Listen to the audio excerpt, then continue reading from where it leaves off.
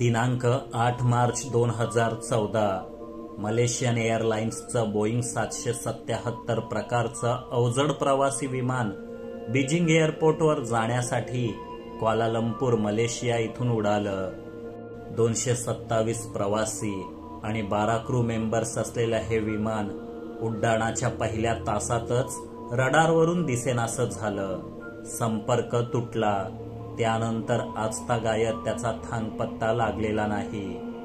239 व्यक्तींसह पूर्णच्या पूर्ण विमानच गायब होण्याची ही जगातील एकमेव केस आहे.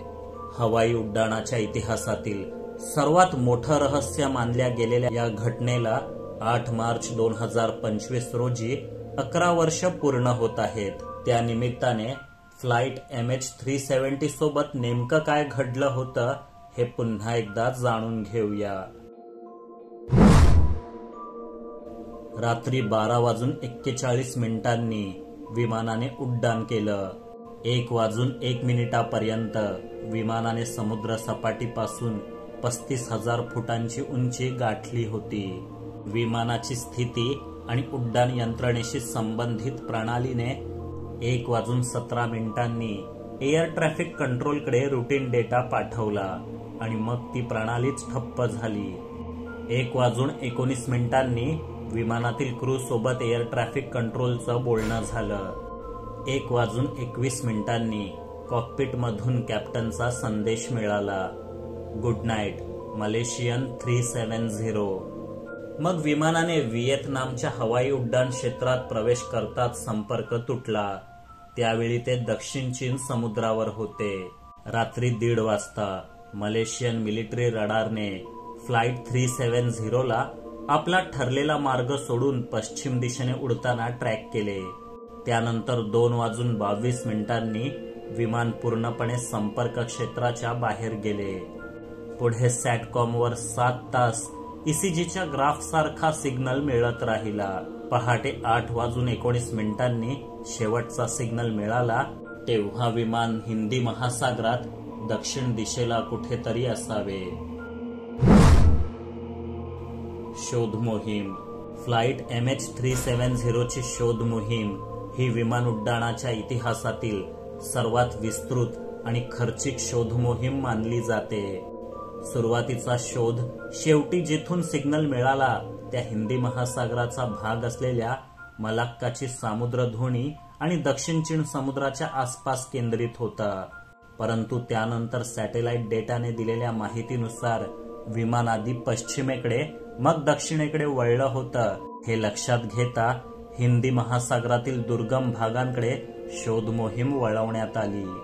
ऑस्ट्रेलियाच्या शोध मोहीम पथकाने अत्याधुनिक सोनार उपकरणांचा वापर करून जवळपास 1,20,000 चौकिमीचा समुद्र तळ चाचपडून पाहिला, पण विमानाचे अवशेष काही सापडले नाहीत. शेवटी 2015 मध्ये विमानाच्या पंखाचा एक तुकडा शोध मोहीम सुरू असलेल्या क्षेत्रापासून हजारो किलोमीटर दूर रियुनियन बेटाजवळ वाहत किनाऱ्याला लागला. त्यानंतर पुढची काही वर्ष जहाजाचे आणखी अवशेष कधी आफ्रिकेच्या किनाऱ्यावर तर कधी हिंदी महासागरातील बेटांवर सापडले आणि जहाजाचा समुद्रातच कोसळून अंत झाला या गोष्टीवर शिक्कामोर्तब झालं. इतक्या वर्षात या विमानाच्या मुख्य भागाचा शोध घेण्यासाठी अनेक मोहिमा हाती घेण्यात आल्या. 2018 मध्ये ओशन इन्फिनिटी नावाच्या कंपनीने एक बिग बजेट मोहीम पार पाडली. तरीही विमान किंवा फ्लाइट रेकॉर्डर्स सापडले नाहीत. फ्लाइट MH370 आणि तिच्या कोसळण्याचं खरं कारण समुद्राच्या पोटातच गडप झालं. तर्क वितर्क. फ्लाइट MH370च्या कोसळण्याचा कोणताही सबळ पुरावा नसल्याने अनेक तर्कवितर्क लढवले गेले. त्यापैकी काही जाणून घेऊ. पहिलं, वैमानिकाची आत्महत्या किंवा विमान अपहरण. विमानाच्या कॅप्टनचं नाव जहारी अहमद शाह होतं. विमानातील बहुसंख्य प्रवासी चीनी होते. चीनचे इस्लाम संबंधी असलेले कठोर धोरण जगाला ठाऊकच आहे. अशा वेळी कॅप्टनने विमान हायजॅक करून त्याचा मार्ग बदलला आणि समुद्रात बुडी घेऊन आत्मघात केला असावा अशी शक्यता आहे। या थिअरीवर विश्वास ठेवण्याचे आणखी एक कारण म्हणजे कॅप्टन झहारीच्या घरी सापडलेल्या संगणकावर जो फ्लाइट सिम्युलेशन गेम होता त्यावरील विमानाचा मार्ग हा MH370 ने शेवटी बदललेल्या मार्गाशी तंतोतंत साधर्म्य दाखवणारा होता। कॅप्टनने जाणून बुजून मार्ग बदलला आणि उड्डाणाची उंची कमी केली, ती तांत्रिक चूक नव्हती असे हवाई क्षेत्राशी संबंधित अनेक तज्ञांचे मत आहे। अर्थात या थिअरीला विरोध करणारेही अनेक लोक आहेत, त्यामुळे ही थिअरी सर्वाधिक वादाचा मुद्दा ठरली। तर्क दुसरा, तांत्रिक अडचण किंवा आग। एखादी मोठी तांत्रिक अडचण किंवा आग हेही विमानाचं नियंत्रण गमावण्यामागचं किंवा संपर्क तुटण्याचं कारण असू शकतं। त्यामुळे कॉकपिटमधील प्राणवायू कमी होऊन कॅप्टनला हायपोझिया झाला असावा आणि त्या मनोवस्थेत त्याने विमानाची दिशा बदलली। परंतु काही तज्ञांचं असंही मत आहे की विमानाला कितीही मोठी आग लागली तरी क्रू मेंबर्सना एअर ट्रॅफिक कंट्रोलकडे डिस्ट्रेस सिग्नल पाठवण्या इतका अवधी असतोच। तर्क तिसरा, सायबर हायजॅकिंग। काही शोधकर्त्यांना असंही वाटतं की MH370 सायबर हॅकर्सच्या हल्ल्याला बळी पडलं असावं। त्यांनी विमानाची ऑटो पायलट सिस्टम हॅक करून मार्ग बदलला। ही थिअरी ऐकायला एखाद्या बिग बजेट सायफाय सिनेमा सारखी वाटत असली आणि तसं करणं शक्य देखील असलं तरी अद्याप हॅकिंगचे पुरावे सापडले नाहीत। तर्क चौथा, लष्करी घातपात। अशी ही शक्यता नाकारता येत नाही की तांत्रिक कारणामुळे इतर देशांच्या हवाई हद्दीत शिरलेल्या या विमानाला धोका समजून मिसाईलच्या मदतीने पाडण्यात आलं, मग लाटांवर तरंगणाऱ्या अवशेषांची विल्हेवाट लावण्यात आली। पण कुठल्याही सरकारने तशी जबाबदारी घेतलेली नाही किंवा आजवर सापडलेल्या विमानाच्या अवशेषांवरही हल्ल्याच्या खुणा आढळल्या नाहीत। तर्क पाचवा, परग्रहवासियांकडून अपहरण।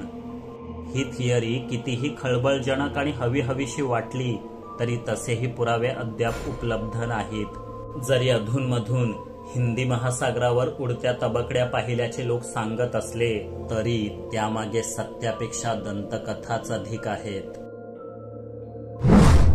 MH370च्या बेपत्ता होण्याचे परिणाम आणि बदल। विमानाच्या अचानक गायब होण्याने आतील 239 प्रवासी आणि क्रू यांच्या कुटुंबाची काय अवस्था झाली असेल याची कल्पनाच करवत नाही। त्यांच्या जीवलगांच्या जगण्याची, परत येण्याची आशा एव्हाना कायमची संपली असेल, पण निदान त्यांच्यासोबत नेमकं काय घडलं हे तरी कळावं म्हणून ते प्रत्येक शोध मोहिमेकडे आस लावून पाहत होते। या दुर्घटनेनंतर प्रत्येक प्रवासी विमानाला दर 15 मिनिटांनी लोकेशन ट्रॅक करता येईल अशी ऑटोमॅटिक डिस्ट्रेस सिग्नल प्रणाली अनिवार्य करण्यात आली। शिवाय real time satellite tracking system मध्येही सुधारणा करण्यात आल्या। निष्कर्ष, MH370च्या अनाकलनीयरित्या बेपत्ता होण्याला आज 1 दशकाहूनही अधिक काळ लोटला। ही विमान उड्डाणाच्या इतिहासातील सर्वात मोठी रहस्यमयी घटना आहे।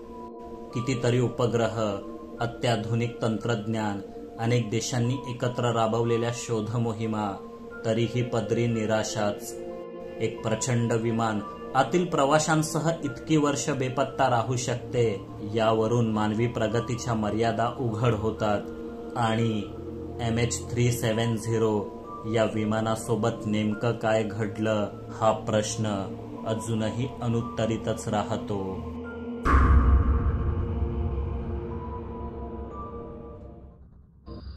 नमस्कार मित्रांनो, मी आहे तुमचा लाडका प्रोफेसर चेतन घाणेकर। झपाटलेले किस्से या नव्या सदरातून जगभरातील विचित्र आणि भयंकर घटना, दंतकथा आणि अर्बन लिजंड्स तुमच्यापर्यंत आणणार आहे। आवडल्यास लाईक, शेअर आणि सबस्क्राईब करायला विसरू नका। आणि हो, आपली दुनियादारी बनणार आहे आता एक परिपूर्ण चॅनल, म्हणजेच कथा मालिकांसोबत कविता, व्लॉग्सच्या माध्यमातूनही लवकरच तुमच्याशी भेट होईल। तेव्हा चॅनल जॉईन करायला विसरू नका। जय हिंद, जय महाराष्ट्र।